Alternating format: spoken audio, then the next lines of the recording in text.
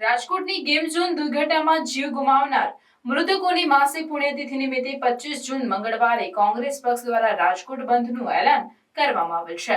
સાથે જ તેમને શ્રદ્ધાસુમન અર્પણ કરવા સૌ કાર્યકર્તાઓ તેમજ નેતાઓને રાજકોટમાં પધારવા અંગે અપીલ કરતા ગુજરાત પ્રદેશ કોંગ્રેસ પ્રમુખ શક્તિસિંહ ગોહિલ। નમસ્કાર। કોંગ્રેસ પરિવારના તમામ મારા નેતાઓ અને કાર્યકર્તા મિત્રો અને ખાસ કરીને સૌરાષ્ટ્ર વિસ્તારના નેતાઓ અને કાર્યકર્તાઓને વિનંતી કરું છું કે 25 જૂન મંગળવાર કોંગ્રેસ પક્ષે રાજકોટ બંધનું એલાન આપેલું છે। રાજકોટમાં એક મહિના પહેલા ખૂબ દુઃખદ ઘટના ઘટી। નાના નાના ભૂલકાઓ સહિત 30 વ્યક્તિઓ એ ગેમ ઝોનમાં આગના હવાલે થયા। એમની માસિક વર્ષી એટલે કે 25 મેના બનાવ બન્યો હતો। 25 જૂન મંગળવાર એ માસિક વર્ષી નિમિત્તે આપણે રાજકોટ બંધનું એલાન આપ્યું છે। સૌ કાર્યકર્તા નેતાઓ મિત્રોને વિનંતી છે કે સમય કાઢીને 25 જૂન મંગળવારે સવારથી આપ રાજકોટમાં પધારજો। જેનો ધંધો રોજગાર ખુલ્લો હોય અને હાથ જોડીને કહેજો કે તમારામાં માનવતા છે કે નહીં। જો માનવતા હોય, તમારા દિલમાં ઇન્સાનનું હૃદય હોય, તો જે વ્યક્તિઓએ જીવ ગુમાવ્યા છે એમને શ્રદ્ધા સુમન સમર્પિત કરવા। એમની ન્યાયની લડતને હજી સરકારે સાંભળી નથી।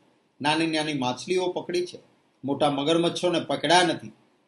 એમને ન્યાય મળે એ માટે આવી વ્યક્તિઓ પકડાય અને 16 લાખ કરોડ સરકારે મોટા ઉદ્યોગપતિના માફ કર્યા છે।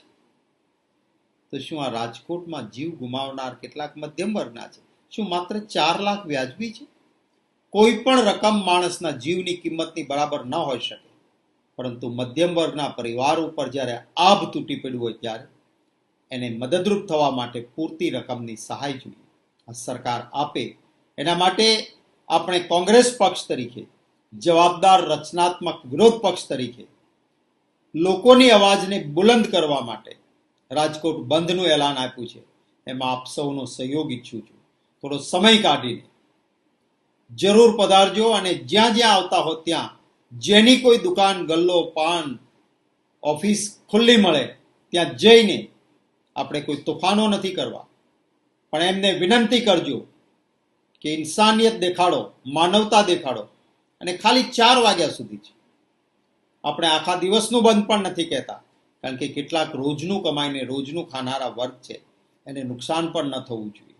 અને એટલા માટે 4 વાગ્યા સુધીનું 25 જૂન મંગળવારનું રાજકોટ બંધનું એલાન છે। એમાં મદદરૂપ બનવા આપ જરૂર પધારજો। હું પણ સોમવાર ત્યાં જ રહીશ, મંગળવાર પણ રાજકોટમાં છું। આપ આવશો તો આપને મળીને મને પણ આનંદ થશે। નમસ્કાર।